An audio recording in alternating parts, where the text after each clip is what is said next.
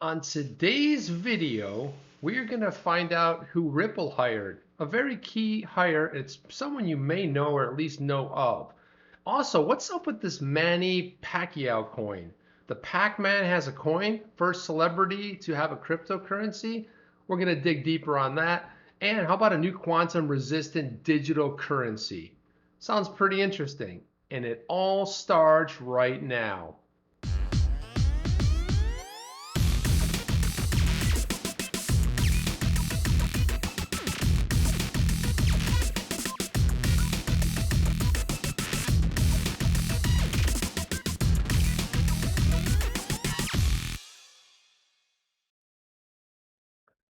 Chip here with the XRP Minute. Here we are back in the studio, Chip Minute. And for everybody that's been inquiring, I want to say thank you to a lot of people out there because you guys have been so great reaching out. Chip, are you okay? Are you getting blown away? If you are in the hurricane, would you go outside and do some reports? I know the crypto camper was thinking I was going to get out there and do some reports, which I may have done that. However, I think the most we got was today, some heavy winds, a little bit of rain. We've actually had crazier thunderstorms than what actually occurred with the hurricane. But look, you got to count your blessings. Very, very thankful. Thank you for everybody that checked in on me. I really do appreciate that. And also too, we're fortunate. I just hope this thing stays off land, just goes out into the ocean because it's dangerous. They say it's weakened. Oh, it's weakened. Yeah, what's 145 miles an hour versus 180? It's still going to do a ton of damage, right? So yeah, that's getting that out of the way. Let's see who was number one today. I actually knew who it was today because I saw him pop in here. If you guys could tweet this out, can you tweet this out? Can you? Can you do it? Can you tweet this out? Because I looked and I was like, we got 10 people. That's crazy. We usually have 35, 40 people in here. Who's streaming right now? Is Kime streaming right now? How about Alex Cobb? Is he streaming? Somebody is. Maybe Sam's streaming. I don't know. Seems kind of odd. Maybe people are just busy. Who knows? But first one in here is Zbits33. Zbits says, yo, what's going on? Danny Torres is number 2. We have Jeff from the Hodl Review in here tonight. We have the Crypto Camper, who's going to be heading out. He says, good evening, Chip. Good evening. Good evening, Crypto Camper. We also have in here Ahmad. Ahmed, what's up, man? I don't know how you burning the midnight oil, man. I know it's late over there.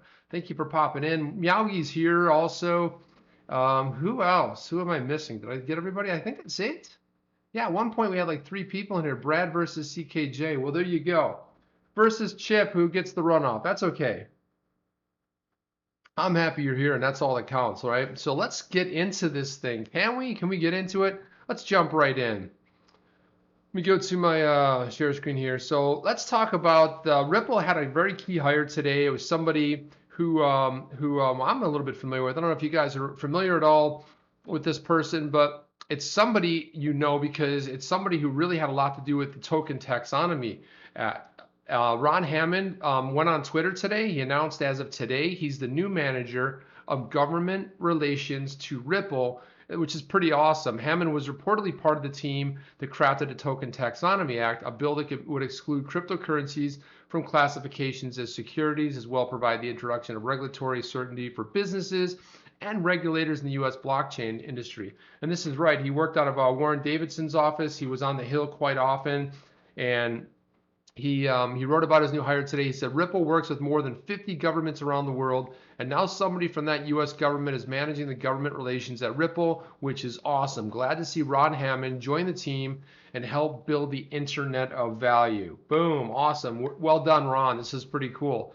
That was the XRP Daily. That was Alex Cobb's his publication, which is an awesome publication, by the way. He does an amazing job with that. Cointelegraph reported on August 28th, the XRP community have been threatening a takeover of a hard fork if Ripple. Yeah, threatening. It's a little bit crazy, all right? It's a little bit much threatening. I don't think threatening. It was just a lot about nothing, a lot ado about garbage. We talked about this. Jeff did an awesome stream. I think he dropped it yesterday. No, he dropped it this morning. Talking about this. It's a bunch of silliness. There's always some FUD that has to find its way into one of these articles. And Jay Vaught here is the one and only Jay Vaught is in the room. I get excited, Jay, because I love that room. Jay Vaught's here. We have XRP Connie Angel, who just snuck in the back door. Auburn, Rain is here. What's going on, Rain? Thanks for looking out, my man. I really appreciate you checking in on me and making sure I was cool throughout this, as a lot of you did. I really appreciate that. It's cool to know the community really cares, and you don't want your favorite chip being blown away in a hurricane. It certainly didn't. And I was all excited. I was like, okay, when do I take the hurricane shutters down? And guess what? I must have got like 6 notices today from the the National Hurricane Center, and it's like, oh, there's another disturbance. There's a disturbance here. This is a disturbance. I was like, what's going on, man? It's going insane. The weather's going insane all of a sudden. And I can't wait till December 1st comes, because that's when we send the memo out that the hurricane season's over. We hope the hurricanes get that memo. A lot of times they do not get that memo, and that's kind of a sad state of affairs as well. Ripple CTO David Schwartz XRP ledger proposals claim to improve decentralization. Do you love these articles? I mean, they're getting crazier by this is AMB crypto, and usually they're pretty good, but claim, it's like they claim, this is a funny thing, that claims to improve. I mean, if it's coming from Schwartz, come on, it's gospel, okay? It's going to improve. But I always got to put like fun language in it. Claims, might be, purports, all this kind of weird stuff coming from, the media at large, right? Because they just love Ripple and XRP. So one of the long-standing questions in the crypto space has been about Ripple's alleged, see, there we goes another keyword, alleged nature of centralization. The blockchain firm has been at the receiving end of scathing critiques. What? Scathing critiques by unknowledgeable media, correct, despite the firm's multiple efforts. See, look at this. This is just a sad state of affairs, the way this whole thing is, to ambiguate the same. Please, come on, this is crazy. In a recent Twitter thread, Schwartz said that he can't talk freely in honesty and prefers not to comment on it. However, the CTO revealed that he was working mostly in the areas of decentralization and security on the XRP ledger, otherwise known as the XRPL, along with Senior Vice President of Spring, Ethan Beard, co-inventor of the Interledger Protocol, Evan Schwartz. The big picture strategy, according to Schwartz, is working with the Interledger Protocol community with the objective to position the protocol as the TCP/IP of value, a neutral, simple protocol that can support any kind of value on any ledger. And if you guys know, there's always a lot of comparisons to TCP/IP, which is all based around the internet, and then it became, it became a standard. While admitting that the proof of work POW systems did provide decentralization, Schwartz is of the opinion. Right? They got to put that in there. What did you say? Schwartz said that his opinion was they provided a technological dead end. Distributed agreement algorithm, on the other hand, has rooms for improvement. While addressing the decentralization of the 8 XRP ledgers, CTO said, he said, I'm talking about operational decentralization. That is the way the ledger executes. I don't think operational decentralization is a yes or a no issue. I think it's a technical characteristic that can continue to improve over time. And he's dead right on about that. CTO's latest efforts towards enhancing the decentralization of the XR. Well, we know it's decentralized, right? I mean, Ripple's running like 7% of the nodes. So, I mean, what are they going to do? They're going to launch a takeover? This is about as silly as this petition to with I think, I don't know, some ridiculous amount of people signed it, right? I mean, it's that silly when it comes down to it. Here we go right here. Ripple's non-Ripple validator nodes. According to the mini validator list, there were 33 validators in the DUNL, or the default unique nodes list. The number of non-Ripple validators stood at 26, 25 independent, 1 unknown, along with 7 Ripple. That was close. All right, 7 Ripple validators, right? They're going to stage a takeover. These people are pretty bad at math when it comes down to it. But anyway, that's the good news, is what David was talking about as far as. So here's another one too. We saw this. Ripple transfers 500 million XRP from its Escrow wallet. Uh-oh. We're going to get people like complaining, signing more petitions out there, getting silly about this whole thing. What's up, Popo? I see Popo's in here. What's up, Popo? Good to see you. Comedian Carl Lewis joins in as well. What's up, comedian Carl Lewis? So the fintech startup, now they're a startup, right? They've been around since 2012. I think the startup moniker basically stalls at a certain number. And I think once you've been in business like 6-7 years, you're no longer considered a startup. I know I ran a startup myself. I've been involved in startups. Your startups, you get that moniker for the first couple of years.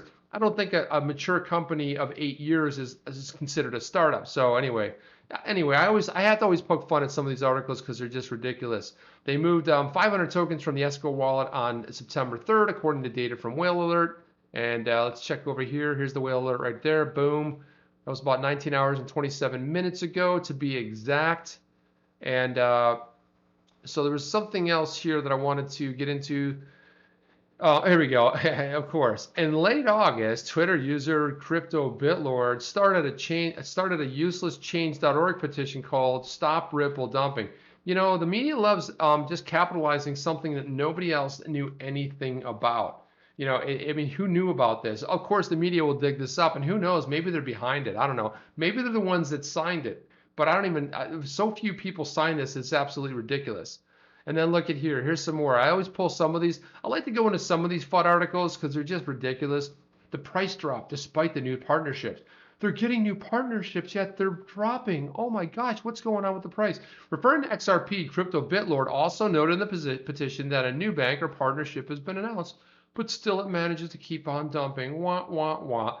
Just pathetic. Let's get off of this. This is silliness. This is silliness, I tell you. Go into this. So this is when you know something is going on. So Argentina restricts foreign currency as investors race for the exits, right? So once the government starts clamping down and saying and saying that you can't, once they restrict any kind of currency, what's going to happen. Argentina's besieged government has imposed new restrictions on foreign currency in a bid to shore up the peso and stabilize the economy. Right, because that always works, right? This is like expect the opposite of what they're trying to do. It's kind of like when you have a problem with a certain critter. You bring in another critter to eliminate that critter, and then that critter becomes the bigger problem. This is what always happens in these type of ecosystems and these sort of maneuvers. The maneuver will do little to douse concerns of legacy government and institutional capacity to aptly manage economies. At the same time, distrust in government, central banks, and the fractional reserve system continues to spread from basket case economies like Zimbabwe, Venezuela, and Argentina. Wow, they got something right. That line was actually spot on. How about that? Well, hooray for the media. This is cryptobriefing.com. So meanwhile, concerns over the pound are affecting the UK as it approaches the possible. It's done.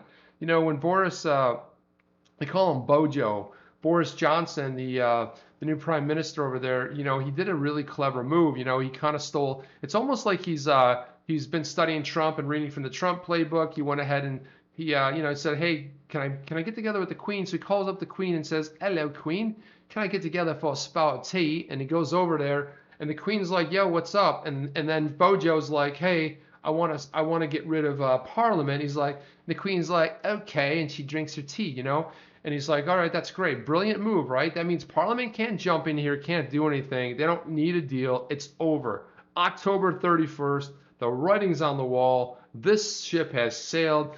But look how they put this here. A possible no deal. Well, no, Bojo's delivering the deal. It's a no deal Brexit, and it's going to be implemented, and it's going through.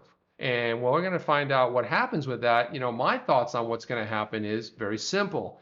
That's going to go through, and all of a sudden other countries like Italy is going to be going like, okay, they had a month or 2 months of instability, but yeah, why are we in the EU? Why don't we have control over our own currency, our own fiat? What are we doing here? What does this, any of this make sense? And then Italy, then Germans aren't very happy with being the rolling the bank, because now that you got one of the other big players out basically propping up the EU, they're going to bounce. So then what do you have left, right? So when I've been in discussions, we've gotten to some back and forth with some of my English friends and some of my European friends about this, saying, Chip, you don't live here, you don't know what it's like. And I'm like, I don't. And I really don't. I'm just an observer.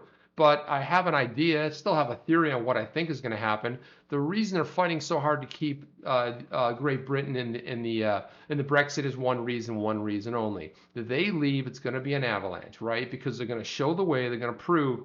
Poland's out. I mean, the rest of them are just going to fall like dominoes. I'm not saying the EU's going away, but what I am theorizing is that if one drops, you will see within a year that other countries are going to pull out of the EU. Simple as that. There's my geopolitical, stance for the day. I don't know. I was going to get into that, but anyway, this is what happens when Venezuela says we have our own cryptocurrency. You have to use ours. Well, the people are like, look, we're lighting the currency, the fiat currency, on fire just to stay warm at night. There's video of it dumped all over the side of the road because it's worthless, right? So people are like, well, no, I think I'll buy Bitcoin and Ether. I don't care. I'll buy whatever I want. So I kind of like this whole thing. What else we have in here? Brexit 2020. Yeah, Brexit is happening, says Hodl. Yeah, Jeff says, Hodl, it's happening. Another XRP killer. What's going on with the FUD, man? It's like sometimes we have a couple good days and then we're right back on the FUD. Another XRP killer. Now, here's the problem with this headline. This infers that there was an XRP killer, right? Because if you can only have another if there was one before that, right? If you don't have a previous one, because what was it? I mean, first it was going to be, what was that coin, that silly coin that was out there? Oh, I can't think. It eludes me right now. You guys know what it is. Throw it in there. Come on, you know what it is.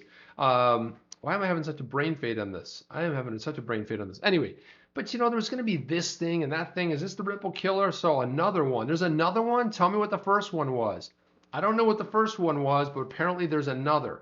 And maybe there were more than one, but here they go with the FUD. HSBC issues credit in Chinese yen on blockchain-based platforms. So what is what I say? So what? I mean, who knows? What does that mean exactly, right? So after conducting the first blockchain-based financial transactions in May, yesterday HSBC performed its first yen-based transaction on Voltron. Well, fantastic. The blockchain-based interbank system could be the next Ripple and XRP killer. Doubtful, okay? I mean, is there going to be other players? There will be other players in this space, but I don't get where it's the killer. Obviously, we talked about HSBC last week here. I just don't get where it's the killer. I don't think they've made AJ Sharma, HSBC's regional head of global trade and receivables finance for Asia Pacific, told the media, we're hoping that we'll have something by the end of the year, maybe the first quarter of next year. We will know from Voltron what it costs, and at which point a lot of banks might be sitting on the sidelines will be able to make a decision. Currently, the SWIFT network is employed to conduct transactions worldwide. However, it takes up to 10 days to complete the documentation and process on it. Right, and we've been talking about this all along, right? We've been talking about this in the community, on Twitter, pretty much everywhere we've been going round and round on this. The goal of Voltron is similar to that of Ripple with XRP, to reduce costs and increase the speed of transactions. While Ripple aims to eliminate SWIFT in the financial industry, independent or jointly developed blockchain platforms by banks pose a threat to XRP's price. I don't see where, so how, when, where? Saying it and doing it. We've heard about these competitors in the past. It's also an HSBC system, and it's like it gets back into the David Schwartz walled garden argument. Nobody wants to use a bank coin. It's cool that XRP created a solution for banks, but again, who wants to go ahead and use some other coin? I just don't see it. I do not see it happen. Auburn Rain's saying, did you know there's an AI program that's called the Chosen One? Yeah, as in China. Hey, yeah, right. I know. Yeah, I've looked inside of that one what the Chosen One actually means, and it is a pretty deep reference to something else, which I won't get into here. But yeah, it was misconstrued as something along the lines of being a little bit more obvious. But yeah, I did dig into that a little bit, Rain. So let's jump into this next story already. What are we looking at here? Human-Trafficking expert urges the U.S. Congress to regulate crypto miners. Cryptocurrencies are helping to facilitate human trafficking and thus should be regulated far more heavily than at present. An expert witness will tell a U.S. Senate subcommittee today. We already told them. And so here's what's great about this. I mean, if I'm like, what tips the scale for them, right? So the community's been out. We're falling behind in the world. The U.S. I think like you can name every day. There's some news coming out about some country that's making a leap ahead and really starting to define what it looks like to have clarity around regulation. Meanwhile, the U.S. is like, I don't know, they're taking trips. Congress is like flying over to Europe. They're partying 24 hours a day. I don't know what they're doing. They're doing something. They're having fun. They're spending money. They're complaining about this. They're yapping about that. But meanwhile, they had to yank Facebook. They had to get them in there because they had to talk about the Libra coin, right? They had to go all in on this and talk about it, and then they had the audacity to even question, like, why are you launching this in Switzerland? Hello, just want to shake these people. It's like, yeah, we've been trying to get some regulation passed. By the way, the Token Taxonomy Act still is in committee in the House, and meanwhile they're wondering what's going on. Yeah, it's kind of like somebody wondering what's going on, and meanwhile they're the ones controlling it. Well, listen, just pull it out of committee, get it moving, and that thing moves right back in. You might see other countries where formerly, where you had companies that formerly were in the U.S., they might come back to the U.S. So what he's alluding to, maybe this will be the tipping point. Maybe it's the human trafficking. But I gotta say, it'll take probably decades before we catch up to what's happened with human trafficking when it comes to fiat currencies. We may never catch up when it comes to cryptocurrencies. Yeah, they're able to hide it, but this stuff's been going on forever. And I think we're gonna see and get to the bottom of how bad and how deep it is. I mean, you look at the prosecutions over the last 2 years. It's mind-blowing, and it's been largely avoided by the media. So for these essential actors in cryptocurrency transactions, such as regulatory regime, would emphasize counterparty financial institution due diligence, Murray said in his remarks to be delivered before the Human-Trafficking Subcommittee in National Security and Trade and Finance. Wow, that's a lot to say. It's part of the Senate Banking Committee. The lack of system-wide financial crimes compliance, FCC, governance for some existing cryptocurrencies allows criminal space to operate. So again, they're always worried about criminals, worried about Bitcoin used for criminals. How about, this goes back to the gun debate. They're always worried about guns, this and that, but they're never worried about the crazy people using them. What about, there's always going to be some bad actors, always going to be bad actors. So what do? Well, they go after the bad part of it, but meanwhile, is that going to stop? Not necessarily. A good portion of it will.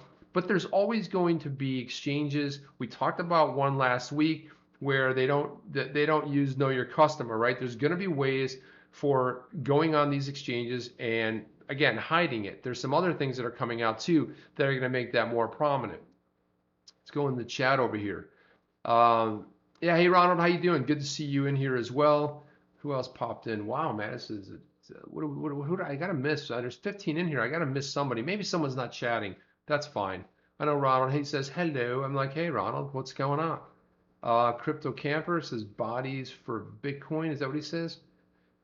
Yeah, if you hit the thumbs up and the likes, I mean, thank you very much, Connie Angel, XRP Connie Angel, so sweet. Always reminding me. I love that. That's why I love you coming here. So supportive. It's fantastic. Thank you so much. Threadwork Derek is in here. What's going on, Threadwork?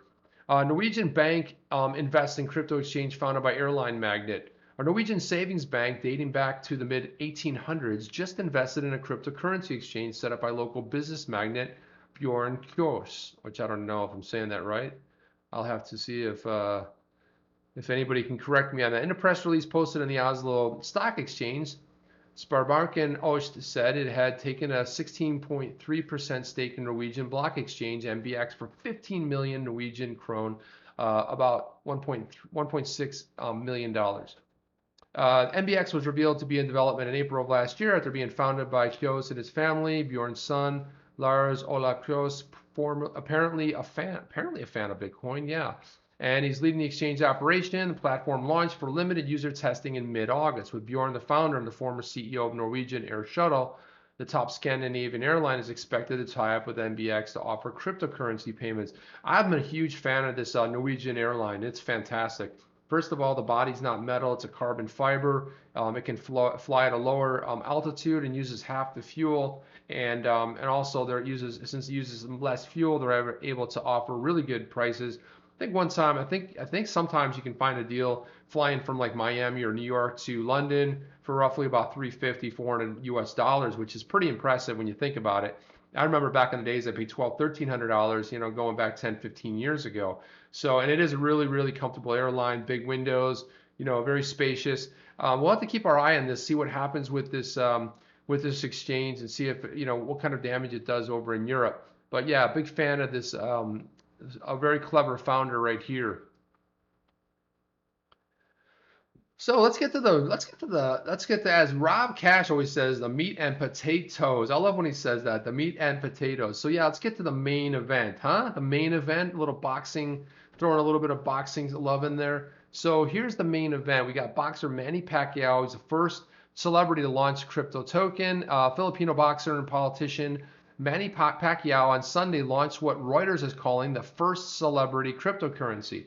And I know DJ Khaled people might say, well, DJ Khaled, remember, he was just shilling a coin. It wasn't his coin. And I got into a bunch of trouble because I don't think something wasn't properly disclosed, but he got fined, and there's a whole bunch of stuff that translated. But I think they may be right, and I don't know. I haven't done enough research on this, but he may be the very first celebrity to launch their coin. The tokens, which are listed on Singapore's global crypto offering exchange, will let fans buy exclusive merchandise, interactive social media sessions, pay-per-view streaming, and access to meet and greets. An auction feature will also let fans sell appropriate items in exchange for the personalized tokens. The exchange signed with other celebrities, including Danish tennis champion Caroline Wozniacki and singer Jason Derulo, to launch similar tokens. So I guess they haven't launched them because otherwise maybe Pac-Man is the first one to launch. But anyway, it looks like they got some other things. So really what it looks to be, it's more like, I would liken this probably more to a token you buy. Like for example, in Fortnite, these micro tokens you buy. In other words, you don't buy you get credits of sorts. And that's why I always said, I'm like, Microsoft can make a killing. Any of these gaming platforms, create a cryptocurrency, make everyone have to buy it. It would go up and down in value. And instead of using, especially something to be totally suited for that, something like, even if they were to adopt XRP, on their platform. But again, it's clever. Kids don't know how much money they're spending. It's like $60 and you buy 300 credits. So you spend 3 credits. You don't know how much. It's not $3, it's 3 credits. So it looks like this is a pretty interesting play right here. Platform's founders said they hope pop culture involvement in cryptocurrency will push more people to embrace the token economy. We're not here to raise a lot of money, but to build an ecosystem, Geekbox founder and CEO Jeffrey Lin told Reuters. So I kind of like what they're doing. It's kind of interesting to see that. Tennis icon Serena Williams revealed on Instagram in April she silently invested in more than 30 companies, including the cryptocurrency exchange Coinbase, through her investment business, Serena Ventures.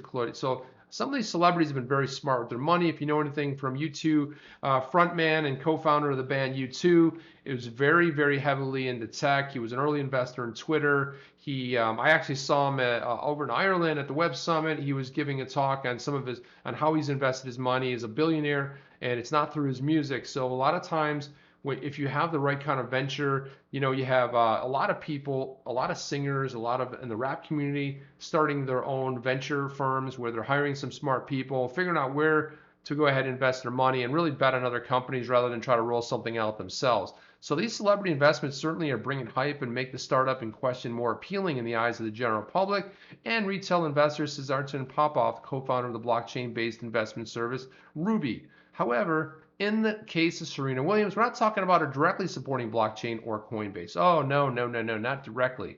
We don't want to do that.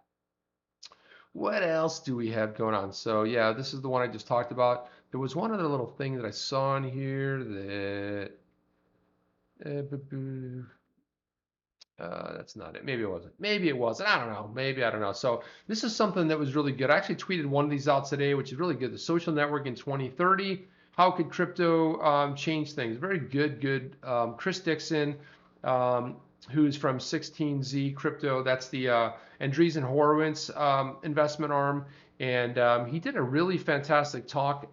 There's a lot packed into this. It's obviously I'm not going to play this, but anyway, I wanted to, what I will do is I will put this down below in the comments. Sometimes you got to come back the next day, kind of look at some of the links in here, but it's too long to talk about. But again, they did this. This is all of the talks that were videoed, and this is from the Crypto Regulatory Summit. I think it happened in July. Don't quote me on that. Someone will be in the comments saying, Chip, you're wrong. It wasn't in July. It was June 29th or something like that. I mean, they always do that, right? So I actually like that when you correct me because, I'm not right 100% of the time, just 99.9%, just like a website's not up 100% of the time. So anyway, these are really good ones. I listened to this one today. I'm going to catch these other ones. Architecture of crypto innovation, security and privacy for crypto with zero knowledge proofs, taking crypto beyond volatility, stable coins, decentralized apps, what's now, what's next. So it's a really awesome, some really good stuff, really short videos. I think they're like 8 to 12 minutes long. Some good presentations. I'm always looking for some new and just digesting some new interesting content. So I'll link that below. Welcome Praxxis, David's new quantum resistant digital currency. So this was another thing that I teased in the thumbnail a little bit earlier. A bunch of the team and David are at Web Summit Berlin. So this is something that already kind of happened already, but this is Praxxis, which I've been looking forward to this. This is interesting. Now, if you look at this, David will be making a form. Yeah, okay, so formed a separate entity called WBM by way of sharing. We modestly named it after the world's best money. This legal entity is in the Cayman Islands. Why is it in the Cayman Islands, you ask? Why is it in the Cayman Islands? No regulation, of course. Cayman is fantastic. A lot of offshore banking going on there. This is a big deal because it has meant that our best people could work on Praxxis project. Some of our best cryptographers and developers aren't U.S. citizens and have had visa problems. Well, there we go. Here's yet another company that, here we are back to the same old thing. Cayman Praxxis is 2 hours off Los Angeles time. With recent Cayman and U.S. tax arrangements, we also gained a lot of clarity on U.S. tax treatment. There were a lot of general confusion slowing us down that was created by, this is David Schoen, by the way. Praxxis features a new approach to consensus based on David's last 40 years of work on digital currency, voting, and distributed consensus. The Praxxis consensus protocol simultaneously overcomes the scalability, privacy, and security challenges faced by legacy blockchains called the trilemma. So this is interesting. I mean, when you look at legacy blockchains, we're talking about, Bitcoin, we're talking about some of the things, the legacy that's going to be really kind of hard to sort of change and deliver. Let's see, where were we? Holy cow, lost my place here. So again, Praxxis currency is designed to leverage the power of its sister, Elixir's, a privacy protecting platform. So David elaborated on the upcoming Praxxis launch, saying he's thrilled to be involved and revealed that we're on the Praxxis decentralized digital currency to support high-speed financial transactions. The world also needs the Elixir communications technology since it's the only known practical way to shred the metadata that we create live in our digital lives. And we talked about this metadata before. It's everywhere. And what they do, this is what Elixir basically does, is they are able to shake it up on a transaction, really ensuring your privacy. And we love privacy here. We talk about it quite a bit. He says the world also needs an Elixir communication. Yeah, we just said that. A better type of consensus, different from a current blockchain, is needed to support Elixir, now running in alpha without consensus.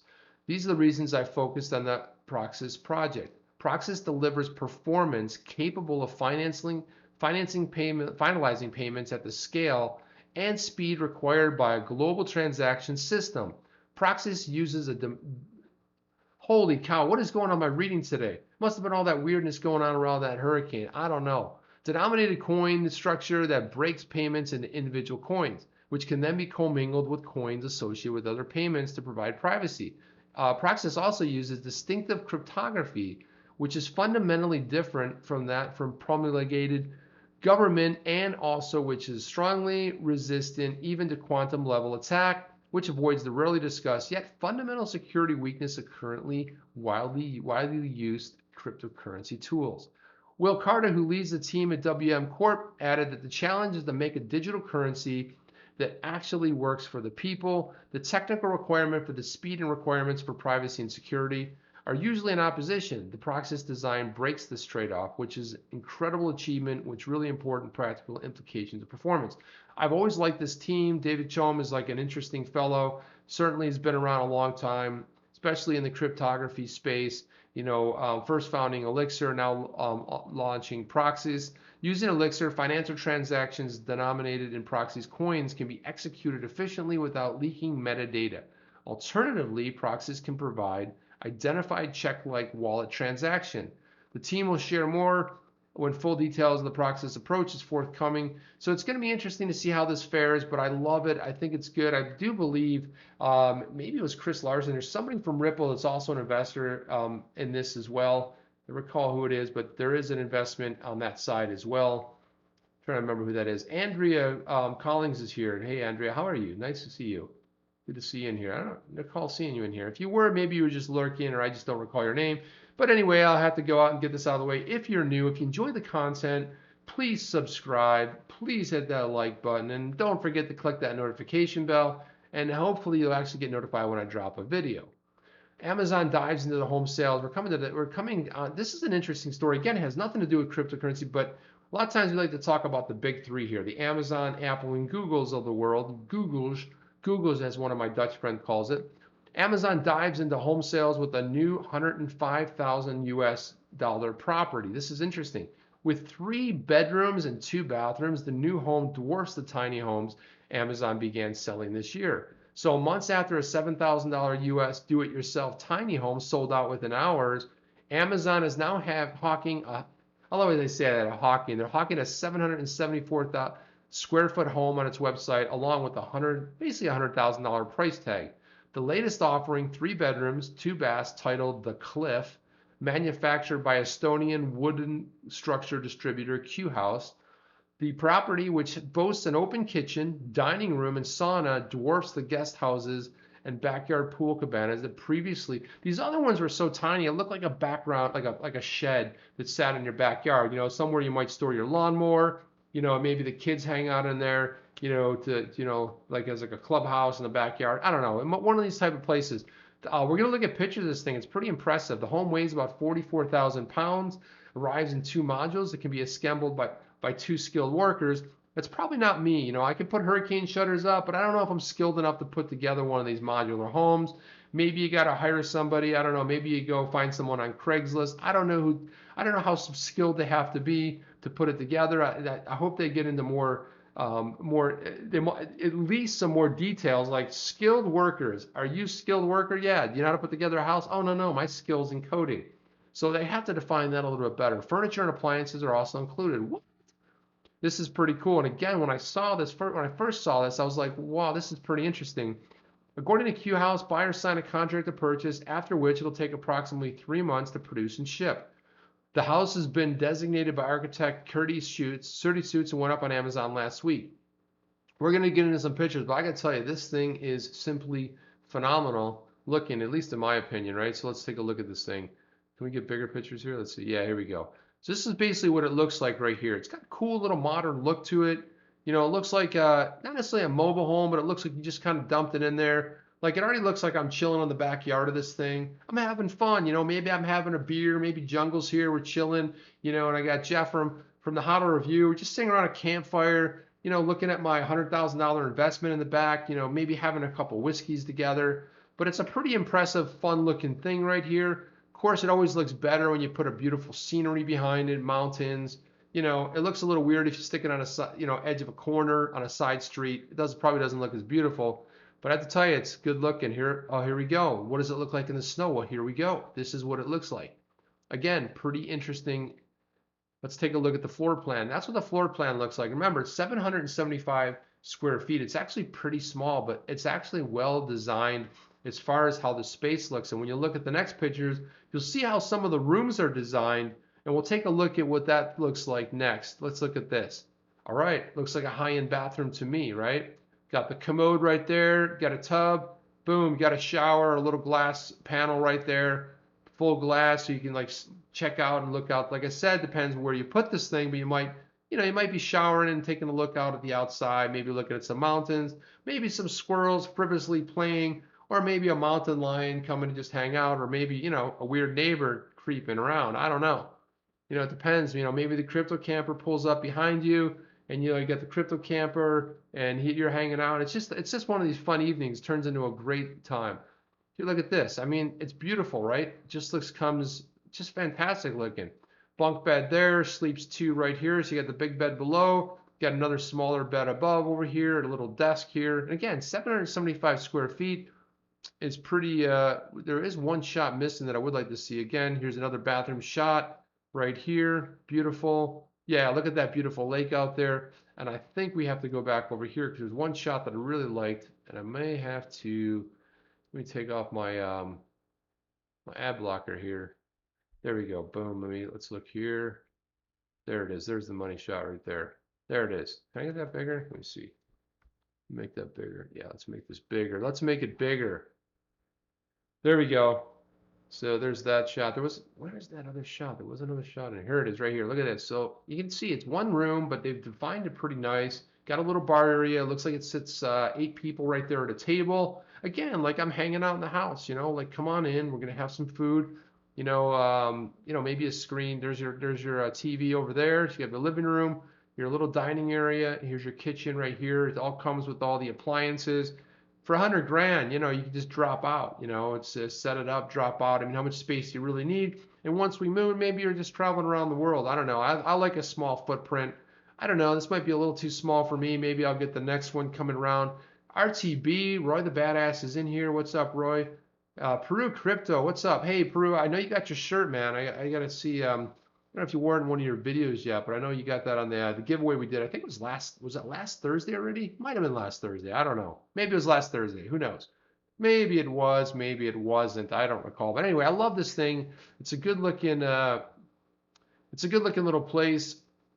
And for the money, I don't think you can beat it for 100 grand. As you can see, it looks like it's sold out because it's currently unavailable. This article literally went up today, and these things sell out pretty fast on Amazon. But a 3-bedroom, 2-bath option is also available. And let's see more product details. Let's see what they have here. Not much. What are they looking at? The pounds, the weight, stuff. I'd like to see the actual website. I try to find the website of the actual manufacturer here, although I didn't see it, so don't know exactly where that might be. But anyway, it's a good looking little place, upscale stuff. Or it doesn't look like a shack. It's well designed. It's designed well for a small space. I have to say it's pretty interesting. Yeah, Peru says he's gonna make a video. All right, man. Yeah, when you do make that video, Peru, please tag me in it, man. I want to see you wearing that XRP shirt, proud, my man, as you're doing your update videos from the car on location as you're rolling down the street. And then what else we have here? What else do we have on the XRP minute? What's going on? I'm clicking and nothing's happening. What kind of a malfunction do we have? There we go. Hello. There we go. So Mozilla flips the default switch in the Firefox tracker cookie blocking. So today, Firefox users who update to the latest version on the browser will find a pro privacy setting flipped for them on desktop and Android smartphones. So if you guys are on Android, go ahead and download the Firefox browser. You can go ahead and you can block all that garbage. Mozilla launched the Enhanced Tracking Protection (ETP) feature in June as a default setting for new users, but leaving existing Firefox users' settings unchanged at this point. So I always like stuff that's focused around privacy. As you know, former Mozilla CEO Brendan Eich, who now is the CEO of the startup, I can't call it a startup because I think they're only 2+ years in, of the Brave browser, which I happen to like a lot. I actually, weirdly enough, I use the Brave browser on my mobile pretty exclusively because it's just really good for mobile because it's fast and very efficient. You can block all kinds of garbage, which really slows down your browsing capability. There's so much stuff, when you're on mobile. I mean, you want it fast, and it's really good. They update it pretty often as well.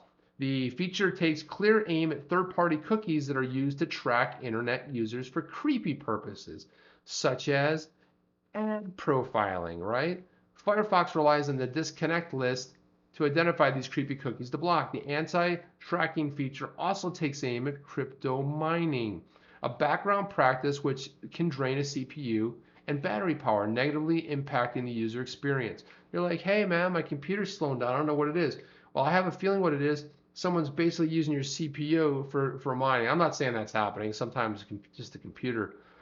In a blog post about the latest release of Mozilla says that it represents a milestone that marks a major step in our multi-year effort to bring stronger usable privacy protections to everyone using Firefox. And we always do a privacy. We're always steeped into privacy because, let's face it, there's not a lot of privacy left these days. Our privacy is kind of just sold to the highest bidder. So it's kind of good to see that there is a movement out there to really start protecting our privacy. Like, what about Yes.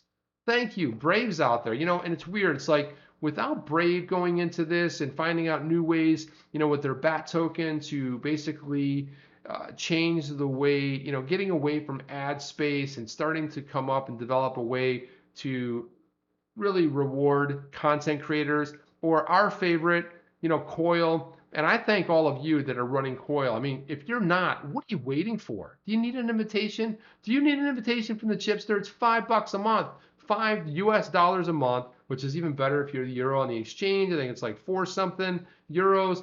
But what are you waiting for? I mean, really, why not? We believe in this ecosystem. We believe in the use case. If you don't have a Coil, it's okay. If you're not on Coil, that's okay. I'm not sitting here to pressure you, but I'm here to make you feel a little guilty. Pack your bags. You're going on a guilt trip. Chip's taking you on a trip, and it's all about guilt. I'm just kidding. It's not about guilt. What this is about is supporting the ecosystem. We believe in use case. $5. You can get a $10 one too. And what that means is when you have that Coil browser plug-in, if you're on mobile and you're using the Puma browser, whether you're on Android or iOS, when you're logged in, you go to a YouTube video, you go to a site, it automatically, which is great for mobile, that will use your Coil subscription. And if you come to watch a YouTube video, but I have to thank you guys. I mean, I think I'm up to like 40 XRP because you guys come and watch this stream. I only do 2 of them a week, and I've already racked up 40 XRP. Thank you. So there are believers in this ecosystem, and they're microtransactions. So I think if you're on for an hour, you might donate almost an XRP, a full XRP. But again, you can see the drops going, and it's really, really cool to watch how that works. It works in the Chrome browser, so go ahead and get yourself on Coil if you're not already on Coil already. Matt LaRoche. That's how I have to say Matt LaRoche. I don't know. I'm saying it and it's sticking to it, Matt, and that's how I say it. Matt LaRoche, Chipmeister. Heffen Toffen, how are you doing, man? Huffen Hoffen, I don't know what that means. I don't know. How you doing, man? I'm doing all right. Doing all right. I'm feeling good. You know why I'm feeling good? The hurricane is north right now. At one point, seriously, you could draw a horizontal line from my house out to the hurricane. It was dead in the center of that hurricane. It was like draw a parallel line right from my house. So I'm real happy that it's passed. I mean, it was like Groundhog Day every day. I woke up. It was like, what's going on with the storm? I don't know. It hasn't moved. Why hasn't it moved? It's going a mile an hour. I can walk faster than 1 mile an hour. Seriously. I mean, yeah, okay, anybody can. I'm like, I can run faster than that. And I'd wake up the next day. If you guys haven't seen the movie Groundhog Day with Bill Murray, phenomenal movie. I've watched it over and over again. That's kind of the whole idea. But it's really a fun movie where a guy wakes up every single day and it's the exact same day. And he realizes that if he changed something that he did previously, something else may trigger. And it takes him a while to figure out what that might be. So it's a lot of fun. Funny comedy. But man, I was living Groundhog Day. So was Jeff from How to Review. And there's some of you other folks that live down here in South Florida. Every day, you wake up at 3 in the morning, and it was the first time I wasn't checking our XRP prices. I was looking to see what's going on with the storm, like what's going on with this hurricane. It's a Category 5, the worst storm we've seen in the history of hurricanes. Going back 4 billion years, we've never seen one this strong. The news media was hiking it, or hawking this whole thing about how bad it was, 185 miles an hour, gusts over 200. And I was like, okay. And then I wake up and it's just poured things just pummeling, Bahamas, just mercifully just hammering it for like, day and a half, 2 days. So I was a little tired. I'm so happy that's over. So thank you for asking, Matt LaRoche. And Alex Yeet is in here. What's going on, Yeet? How you doing, man? Jonathan Shelton's in here. What's up, Jonathan? He says, hello, people. Well, hello, Jonathan. How are you, man?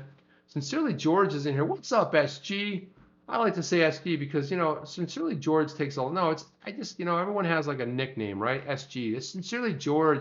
What's going on? If you're not included in her channel, go sub her right now. Click those little 3 dots next to her name. She does an amazing morning stream every day.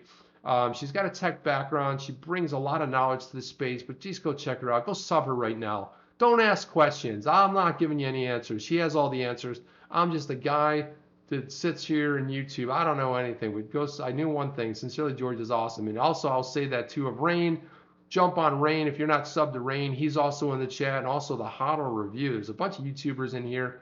And also XRP Carolina. Big shout out to you, my man, who did his first video. I don't know if the days blend together. I think it was this morning. At least when I saw it was this morning. So go sub XRP Carolina. You guys know him from this chat. He dropped his first video. Go check it out. Go sub his channel. Man, it was so exciting to see XRP Carolina dive in and join the community, and I hope he keeps it up because I see a bright future for him. I know he said he was a little bit nervous, but I have to give him a lot of props. You know, it's weird sitting in a room with nobody else, talking to a screen. It's a weird experience, and you're talking, and if there's a pause, it looks like something happened. Wait, what happened to the video? If there's a pause, like you thought maybe that just froze up right there, right? So this is why I say, no worries. What is she saying? SG works. I'll call you sincerely, George. What is she doing? Cracking me up earlier with the FUD bastard. I have to crack out. You gotta do it, SG. Will you both do that? You know, this FUD is crazy. It's ridiculous. What's Hodl saying here? Our friends were doing a huge. Hang on a second. I got so much glare on the screen. What is it saying? What is it saying? A huge product buy. Group of boats left today from SFL with items and all. Oh, that's awesome. So they're taking supplies to the Bahamas. That's pretty cool. That's good to know, man. Yeah, this is just, I mean, I've been to the Bahamas a bunch of times. It really is 90 miles away. It's right off the coast. Man, it's just sad, you know. And one of the things that I'll tell you is I was getting these little side stories. One side story, I was the official photographer one year. I think it was 1998, 99, somewhere around there, for the Caribbean Music Festival, which happened in various places in the Bahamas. I got to meet people like Shaggy, go backstage, hang out, you know, just go party with some government officials. It was really a great time. It was the first time I was experienced how hot it was and drinking Heineken with ice, and that was crazy. But I was the official staff photographer. I had to turn over negatives and all my camera stuff, and sadly I've got nothing to show for it. But this is the back of the day where you had film. Now it's all digital. I would have just put that on a thumb drive and it would have been cool. But they wanted the rolls of film. They wanted to develop them. They said that, you know, they didn't, because it was their official stuff. But I did take some pretty amazing, you know, shots as well. And that was pretty cool, getting paid for the gig, along with, you know, getting a trip over there. I actually went over there with a buddy of mine, and we had a really, really, really phenomenal time. So, oh cow, what happened there? Jeez, oh Pete. Oh wow. Sometimes you click the wrong button. It's easy to do, and it happens sometimes. But yeah, this is. So here's what we're going to be doing. I want you guys to tune in tomorrow night. I believe, what is it, Tuesday? I've lost track of the times. Yeah, so tomorrow night, 8 o'clock, you're going to have How to Review sitting right here, more or less. I mean, you won't have the same imagery behind him, but yeah, he'll be here. And how do you like that? Look at that retro TV I got in the back, right? Black and white, baby. Oh, there's no color on that bad boy. That's black and white only. You're like, what? Yeah, people used to watch black and white TV. So yeah, and that's why some of those 1950s you'd see, you know, like the I Love Lucy show originally, and the Honeymooners and stuff like that was all black and white. So Friday night we have Rain here. Rain puts out an awesome show. He tells you all the little details of what's going on, gives you hints about stuff you may be unaware of. He's in the 8 o'clock time slot. And then Saturday morning, we have How to Review. Jeff does a show at 8 a.m. I always like to get up, have a cup of coffee. And then he does another show on Sunday at 8 with Bubba Shipes, who's doing trivia. That's trivia night. And there's always some fun trivia. It's really good and interesting, man, some of the trivia that happens. And yeah, that's what's going on. And let me know down below if you enjoy the content. Please click the subscribe button. Also, please click on that, you know, the notifier bell, and you'll probably get a notification. Let me know what you liked about what I was talking about tonight, what you didn't, what you connect with. Let me know down below. That's my take. What's yours? Let me know down below. Chip.